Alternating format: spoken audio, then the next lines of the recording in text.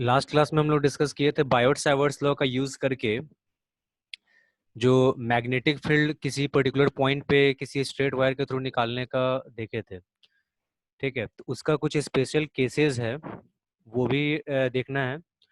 तो उसको देखते हैं वन बाय वन करके।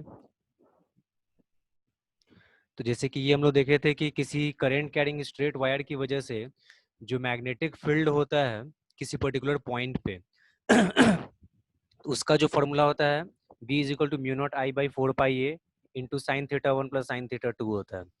ठीक है, तो ये जनरल फॉर्मूला है, मेन फॉर्मूला है ये। जब ए बी इनफाइनाइट लेंथ का होगा, ठीक है, ए बी जब इनफाइनाइट लेंथ का होगा मतलब जो वायर जो हम लोग देखे थे इसका इसका वायर का देख सकते हैं हम लोग इसका जो फिगर है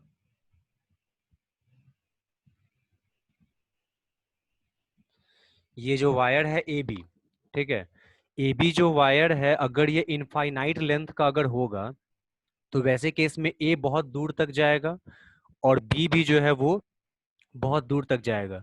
तो वैसे केस में एंगल ऑलमोस्ट जो है ना, ये जो एंगल जो यहाँ पे जो बन रहा है ये ऑलमोस्ट 90 डिग्री के बराबर हो जाएगा।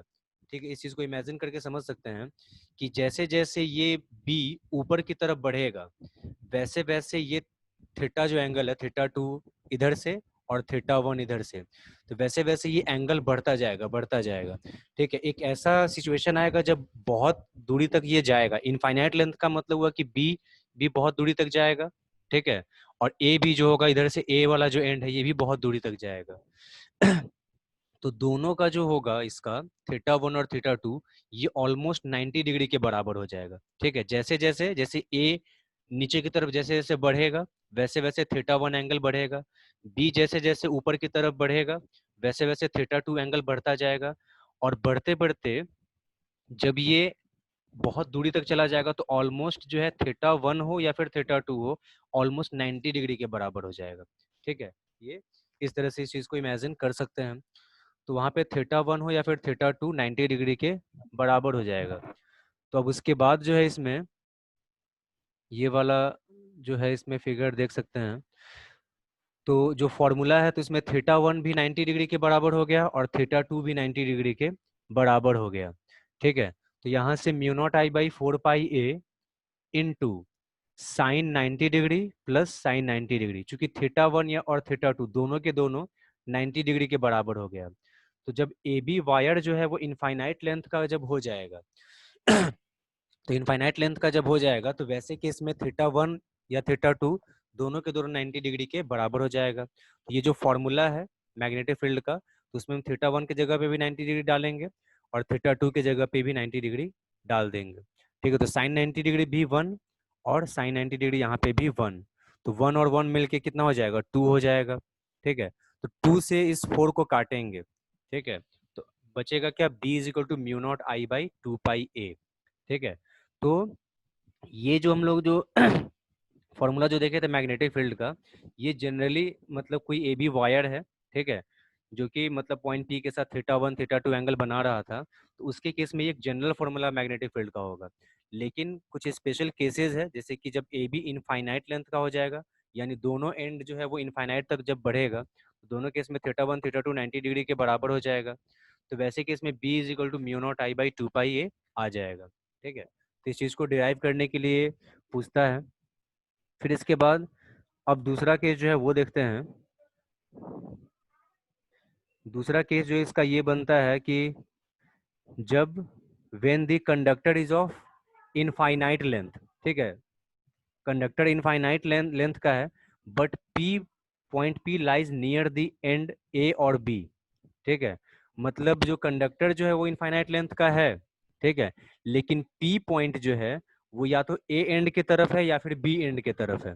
ठीक है, तो वैसे केस में अगर मान सपोज करते हैं कि अगर ये जो है इसका जो फिगर इसका हमारा था, ये फिगर इसको देख सकते हैं, बोल रहा है कि ए बी वायर जो है वो इनफाइनाइट लेंथ का हो जाए। ठीक है, इनफाइनाइट लेंथ का हो जाए और जो पॉइंट पी है वो या तो ए एंड की तरफ रहे या फिर बी एंड की तरफ रहे, यानी पॉइंट पी यहाँ नहीं होगा, पॉइंट पी जो होगा वो या तो ए एंड की तरफ रहेगा यहाँ पे बिल्कुल इसके परपेंडिकुलर डायरेक्शन में, या फिर जो पॉइंट पी होगा वो बी एंड की तरफ रहेगा। तो इस केस में अगर पॉइंट पी ए एंड की तरफ है तो वैसे केस में थीटा वन जो होगा वो 90 डिग्री के बराबर होगा। ठीक है, अगर पॉइंट पी अगर रहता बी एंड की तरफ तो थीटा टू 90 डिग्री के बराबर। तो इससे पहले वाला जो हम लोग केस देखे तो उसमें थीटा वन थीटा टू दोनों के दोनों 90 डिग्री के बराबर हो जाता है। ठीक है, लेकिन ये वाला जो केस है जब पॉइंट पी या तो ए एंड की तरफ होगा या फिर बी एंड की तरफ होगा तो थीटा वन या थीटा टू में से कोई 90 डिग्री के बराबर होगा। ठीक है, तो इसमें जो है इसका ये जो केस है इसमें, तो इसमें वही है when the conductor is of infinite length but point P lies near the end A और बी। तो वैसे केस में थीटा वन 90 डिग्री के बराबर, तो थीटा वन 90 डिग्री के बराबर इसका मतलब हम लोग पॉइंट पी को ए एंड की तरफ ले रहे हैं। ठीक है, और थीटा टू जो है वो 0 डिग्री के बराबर हो जाएगा। ठीक है, क्योंकि वो उससे अब इतनी दूरी पे जा चुका है उसके बीच में एंगल कुछ बनेगा नहीं। ठीक है, तो वो हो गया। तो यहाँ से b is equal to mu naught I by four pi A, theta one के जगह पे डालेंगे 90 डिग्री और थीटा टू के जगह पे डाल देंगे 0 डिग्री। ठीक है, तो साइन 90 डिग्री 1 और साइन 0 डिग्री 0, तो ये आ जाएगा mu naught I by four pi A. ठीक है, तो इसमें जो है ये जो केस जो हम लोग लिए हैं इसका, इसमें पॉइंट पी को कहाँ लिए हैं ए एंड की तरफ। ठीक है, तो ए एंड की तरफ जब लेंगे तो यहाँ पे एंगल जो होगा वो थीटा वन जो हो जाएगा कितना हो जाएगा 90 डिग्री हो जाएगा। और जब पॉइंट पी यहाँ आ गया तो पॉइंट पी और बी के बीच में, क्योंकि पॉइंट पी अब बी से बहुत दूरी पे आ चुका है तो वैसे केस में एंगल अब ऑलमोस्ट 0 डिग्री हो जाएगा। ठीक है, तो यानी थीटा टू हो जाएगा 0 डिग्री के बराबर। ठीक है, तो वो हो गया इसमें। तो ये दो केस ऐसे बनेगा। फिर थर्ड केस भी है इसमें, तो यहाँ पे बस ये फिगर को ये दिखाने के लिए हम यहाँ पे लाए हैं कि जब पॉइंट पी ए एंड की तरफ जब रहेगा तो वैसे केस में थीटा वन 90 डिग्री के बराबर और थीटा टू जो होगा वो ऑलमोस्ट 0 डिग्री हो जाएगा, क्योंकि ये पॉइंट पी बी से बहुत दूरी पे जा चुका है, ऑलमोस्ट पैरेलल हो जाएगा। तो पैरेलल जब हो जाएगा तो दो पैरेलल लाइन के बीच में एंगल 0 डिग्री बनता है। ठीक है, तो वही चीज है। तो इस तरह से इसका जो है ये वाला केस आ जाएगा। ठीक है, अब थर्ड केस है if length of conductor is finite से एल। ठीक है, जो कंडक्टर का जो लेंथ जो है उसको हम फाइनाइट लेंथ का मान लेते हैं। ठीक है, मतलब एल कैपिटल एल यहाँ पे लिया जा रहा है and point P lies on the right bisector of conductor. ठीक है, तो इसका केस जो है वो पहले समझते हैं कि कैसे कैसे क्या है इसका। जो इसमें है ये जो कंडक्टर ए बी है इसको हम फाइनाइट लेंथ का मान लेते हैं। ठीक है, फाइनाइट लेंथ मतलब जैसे कैपिटल एल। ठीक है, कैपिटल मतलब ए से लेकर बी तक का जो लेंथ है वो कैपिटल एल है। ठीक है, और उसके बाद जो पॉइंट पी है वो बिल्कुल इसके ए बी के बिल्कुल बाइसेक्टर पे लाई कर रहा है। पॉइंट पी जो होगा बिल्कुल बाइसेक्टर पर इसके जो होगा वो लाई करेगा। ठीक है, तो बाइसेक्टर पर इसके लाई करेगा तो इसका मतलब इधर साइड भी ये एल बाई टू हो जाएगा, इधर साइड भी एल बाई टू और इधर साइड भी हो जाएगा एल बाई टू। ठीक है, और एंगल जो होगा इधर साइड भी बनेगा फाई। ठीक है, और इधर साइड भी बनेगा फाई। ठीक है, दोनों केस में सेम एंगल बनेगा। तो वही यहाँ पे इसका ये भी इधर फाई हो गया और इधर भी फाई हो गया। अब उसके बाद जो है तो अब इसका देखते हैं ये वाला केस।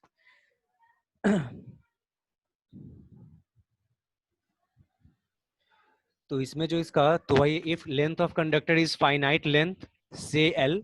ठीक है, एल लेंथ का कंडक्टर है और पॉइंट पी जो है वो बिल्कुल राइट बाइसेक्टर ऑफ कंडक्टर पे है। ठीक है, राइट बाइसेक्टर ऑफ कंडक्टर जो होगा वो उस पे है। तो इसमें तो थीटा वन और थीटा टू दोनों को वैसे कि इसमें फाई के बराबर हो जाएगा। ठीक है, अब यहाँ से निकालते हैं साइन फाई। ठीक है, तो साइन फाई जो होगा वो क्या हो जाएगा, तो साइन थीटा जो होता है वो पी बाई एच होता है। ठीक है, तो पी बाई एच तो हाइपोटेनस, तो फिगर जो है इसमें फिगर इसका तो परपेंडिकुलर अभी जस्ट बताएं परपेंडिकुलर एल बाई टू हो जाएगा। और हाइपोटेनस की बात करते हैं तो हाइपोटेनस निकालने के लिए क्या हो जाएगा root under P square plus B square, तो root under L by two का स्क्वायर प्लस ए का स्क्वायर। ठीक है, तो ये इसका फिगर में इस चीज को समझ लेना है। जो पूरा कंडक्टर ए बी है वो कैपिटल एल लेंथ का है। पॉइंट पी जो है बिल्कुल एकदम कंडक्टर के बाइसेक्टर पे लाई कर रहा है, मतलब सी से बी तक की दूरी भी L by capital L by to है, और सी से ए तक की दूरी भी कैपिटल एल बाई टू है। ठीक है। जो हाइपोटेनस है मतलब आर जो है, ये बराबर हो जाएगा root under P square plus B square, मतलब रूट अंडर ये A square plus L by two का स्क्वायर। तो हाइपोटेनस ऐसे आ जाएगा, यानी ये वाला जो है आर। ठीक है, तो ये हाइपोटेनस आ जाएगा। अब उसके बाद जो है वही यहाँ पे इसको डाल देना है। तो इसमें वही साइन फाई डाल दिए हैं, वही पी बाई एच, तो पी के जगह पे एल बाई टू और एच के जगह पे root under A square plus L by two का स्क्वायर। ठीक है। तो एल बाई टू, इसको नीचे वाले को सॉल्व करते हैं तो A square plus L square by four हो जाएगा। ठीक है। फिर वन और फोर कैल्शियम फोर होगा, तो ऊपर में four A square plus L square by four. ठीक है, फोर का स्क्वायर रूट क्या हो जाएगा टू, और root under four A square plus L square अंदर ही रह जाएगा, टू से टू कट जाएगा, तो साइन फाइव बराबर आ जाएगा L by root under four A square plus L square.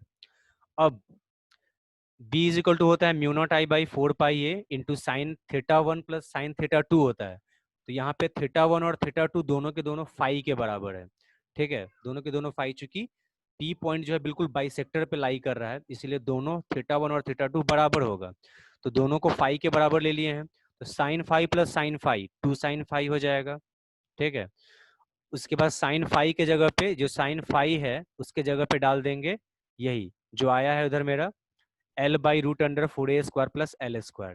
ठीक है।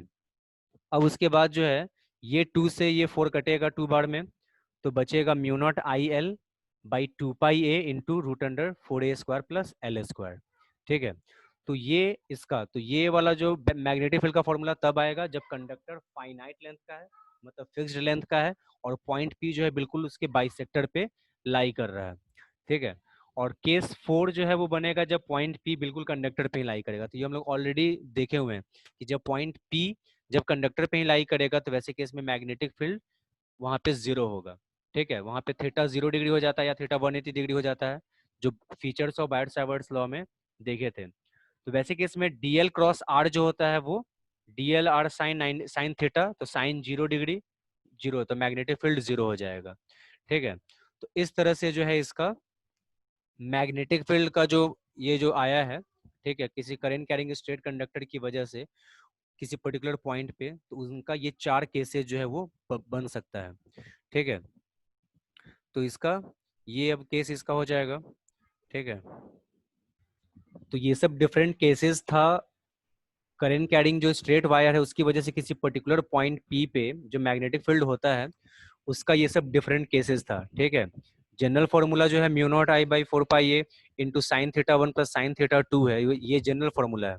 अब उसके हिसाब से एक बार लाया गया जब कंडक्टर जो है वो स्ट्रेट वायर जो है वो इनफाइनाइट लेंथ का है, एक बार जो है इनफाइनाइट लेंथ का है लेकिन पॉइंट पी जो है वो किसी एक एंड की तरफ है, तीसरा था जब फाइनाइट लेंथ का कंडक्टर होगा तब, और चौथा है जब पॉइंट पी बिल्कुल कंडक्टर पे ही लाई करेगा। तो ये सब डिफरेंट केसेस था।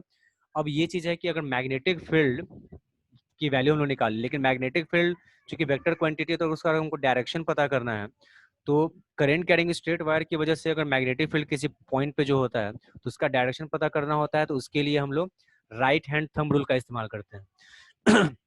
तो राइट हैंड थंब रूल जो था वो क्या कहता है, राइट हैंड थंब रूल कहता है कि किसी करंट कैरिंग स्ट्रेट वायर को इस तरह से राइट हैंड से होल्ड करना है कि हमारा थंब जो है वो मैग्नेट करंट के डायरेक्शन में है, तो हमारा रैप्ड फिंगर जो होगा वो मैग्नेटिक फील्ड के डायरेक्शन को दिखाएगा। ठीक है।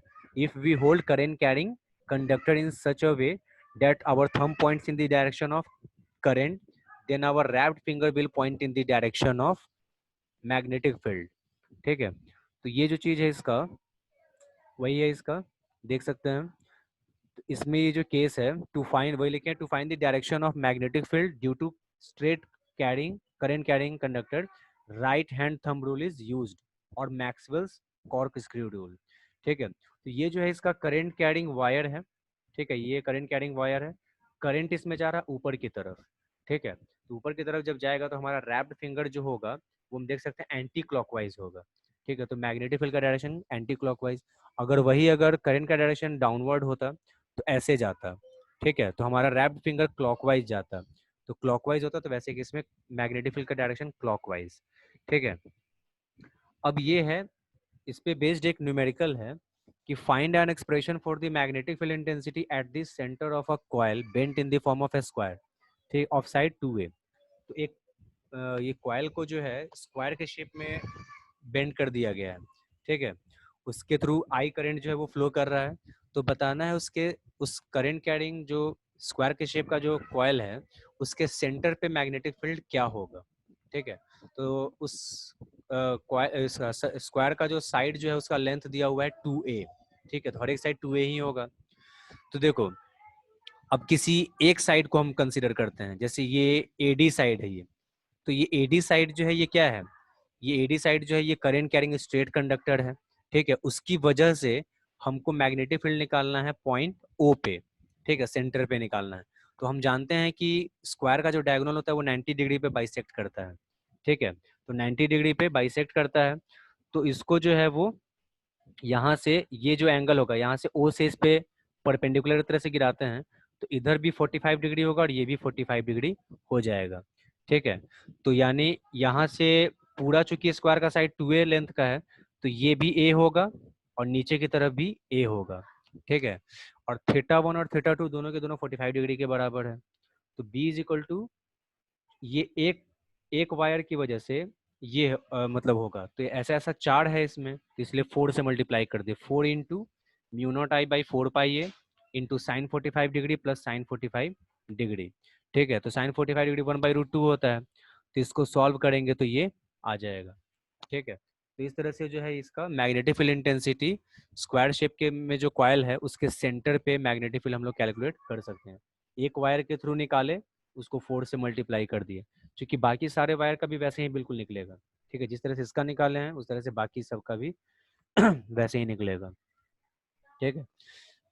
अब उसके बाद जो है मैग्नेटिक फील्ड निकालना है एक करंट कैरिंग सर्कुलर कॉइल की वजह से, ठीक है, सर्कुलर कॉइल की वजह से निकालना है।